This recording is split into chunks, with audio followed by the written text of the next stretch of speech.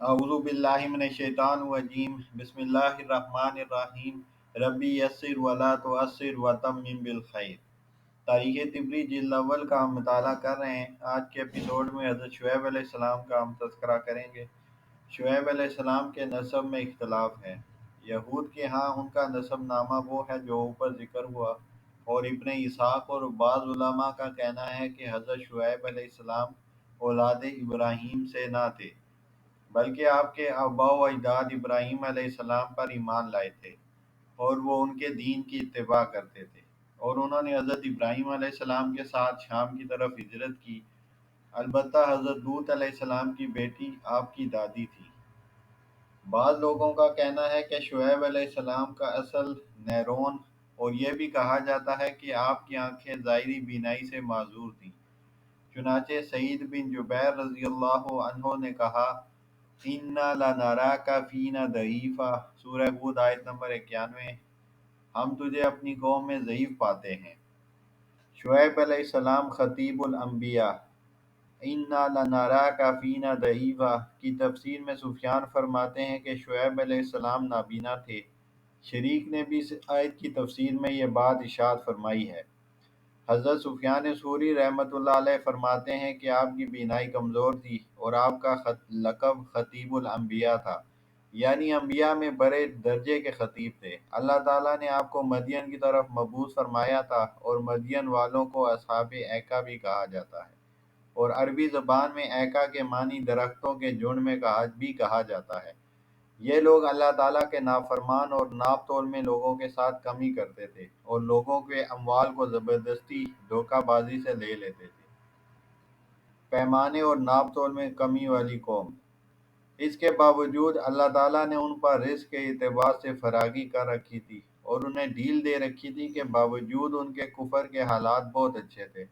چنانچہ حضرت شعیب علیہ السلام نے ان سے فرمایا، یا قوم اعبدوا اللہ ما لکم من الہ غیرہ ولا تنقضوا المکیال والمیزان انی اراکم بخیر وانی اخاف علیکم عذاب یوم محیط، سورہ ہود آیت نمبر 84۔ اے میری قوم، اللہ تعالیٰ کی عبادت کرو اور اس کے سوا تمہارا کوئی معبود نہیں ہے، اور تم پیمانہ بھرنے اور تولنے میں کمی نہ کیا کرو۔ میں تمہیں آسودہ حالت میں دیکھتا ہوں، اور تم میں ہر ایک کو ایسے دن کے عذاب سے ڈراتا ہوں جو ہر قسم کے عذاب کا جامع ہوگا۔ ابن اسحاق یعقوب بن ابی سلمہ رضی اللہ عنہ سے روایت کرتے ہیں کہ رسول اللہ صلی اللہ علیہ وسلم جب حضرت شعیب علیہ السلام کا تذکرہ کرتے تو فرماتے کہ وہ انبیاء کے خطیب ہیں، اور یہ اس وجہ سے فرماتے کہ قوم کے اعتراضات کا جواب دینے میں آپ کا انداز بیان بہت اچھا تھا۔ گمراہی اور سرکشی کا انجام۔ لیکن جب اہل قوم کی سرکشی اور گمراہی میں اضافہ ہوتا چلا گیا، اور حضرت شعیب علیہ السلام کی نصیحت اور آپ کا بعض ان پر کارگر نہ ہوا، تو عذاب الہی کے خوف سے ڈرانے کا جب ان پر کوئی اثر نہ ہوا تو اللہ تعالیٰ نے انہیں عذاب دینے کا ارادہ فرما لیا۔ چنانچہ ارشاد فرماتے ہیں، فَأَخَذَهُمْ عَذَابُ يَوْمِ الظُّلَّةِ إِنَّهُ كَانَ عَذَابَ يَوْمٍ عَظِيمٍ، سورہ شعراء کی آیت نمبر 179 ہے۔ ترجمہ، آخر کار ان کو صاحبان والے دن کے عذاب نے آن پکڑا، بلا شبہ وہ ایک خوفناک دن کا عذاب تھا۔ یزید باہلی کہتے ہیں کہ میں نے حضرت عبداللہ بن عباس رضی اللہ عنہ سے اس آیت کریمہ کی تفسیر پوچھی تو انہوں نے فرمایا، اللہ تعالیٰ نے ان پر سخت گرمی کا عذاب نازل فرمایا جس نے ان کا سانس لینا دوبر کر دیا۔ وہ لوگ بھاگے بھاگے اور گھروں میں پناہ لی تو گھروں میں بھی ان کو نجات نہ مل سکی، چنانچہ وہ بھاگتے ہوئے گھروں سے نکل کر جنگل کی طرف چل پڑے۔ وہاں اللہ تعالیٰ نے ان پر بادلوں کا سایہ کر دیا جس سے انہیں ٹھنڈک اور راحت حاصل ہوئی۔ چنانچہ ہر شخص دوسرے کو بلانے لگا، چنانچہ سب جمع ہو گئے تو اللہ تعالیٰ نے ان پر آگ برسائی جس سے وہ سب ہلاک ہو گئے۔ حضرت عبداللہ بن عباس رضی اللہ عنہ فرماتے ہیں کہ یہ تھا صاحبان کے دن کا عذاب، اور واقعتاً یہ بڑا خوفناک دن کا عذاب تھا۔ عذاب یوم ذلہ۔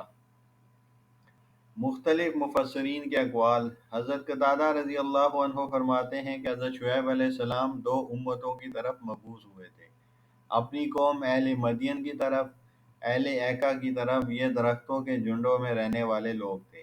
جب اللہ تعالیٰ نے ان پر عذاب نازل کرنے کا ارادہ فرمایا تو سخت گرمی ان پر مسلط کر دی اور عذاب کو اس طرح بلند کیا کہ وہ ایک بادل کا ٹکڑا معلوم ہوتا تھا۔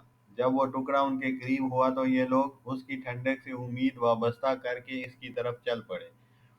جب سب اس کے نیچے جمع ہو گئے تو اس سے آگ برسنا شروع ہو گئی۔ معمر بن یاسر فرماتے ہیں کہ ہمیں ہمارے ایک ساتھی نے بعض دوسرے علماء سے نقل کر کے بتایا ہے کہ قوم شعیب علیہ السلام نے جب ایک حکم خدابندی کو ترک کیا تو اللہ تعالیٰ نے ان پر رزق کو مزید وسیع کیا۔ انہوں نے پھر دوسرا حکم چھوڑا تو اللہ تعالیٰ نے مزید وسعت عطا فرمائی۔ چنانچہ پھر ایسا ہونے لگا کہ جب بھی وہ کوئی حکم چھوڑتے تو ان پر مزید رزق کی وسعت فرما دی جاتی، یہاں تک کہ جب اللہ تعالیٰ نے ان کی ہلاکت کا ارادہ کر لیا تو ان پر ایسی سخت گرمی اور لو مسلط کی اور وہ اس کی تاب نہ لا سکے، حتیٰ کہ کوئی سایہ دار چیز یا پانی انہیں نفع نہ دیتا تھا۔ یہاں تک کہ اس قوم کا کوئی آدمی باہر نکلا، اس نے ایک سائبان کے نیچے پناہ لی تو وہ وہاں اسے سکون محسوس ہوا، چنانچہ اس نے اپنے ساتھیوں کو آواز دی کہ ٹھنڈک ہوا لینے کے لیے ادھر آ جاؤ۔ وہ جلدی سے اس جگہ کی طرف لپکے۔ جب تمام لوگ اکٹھے ہو گئے تو اللہ تعالیٰ نے اسی ہوا سے ان پر آگ کے شعلے برقا دیے۔ ابو اسحاق زید بن معاویہ سے نقل کرتے ہوئے اس آیت کی تفسیر میں فرماتے ہیں کہ انہیں سخت گرمی اور لو لگی جس نے انہیں ان کے گھروں میں بے چین کر دیا۔ پھر ایک بادل صاحبان کی شکل میں ظاہر ہوا تو وہ سب اس کے پیچھے چلے گئے۔ پھر جب وہ سب اس کے نیچے سو گئے تو انہیں زلزلے نے آن پکڑا۔ حضرت مجاہد سے اس آیت کی تفسیر میں مروی ہے کہ عذاب نے قوم شعیب پر سایہ کر دیا۔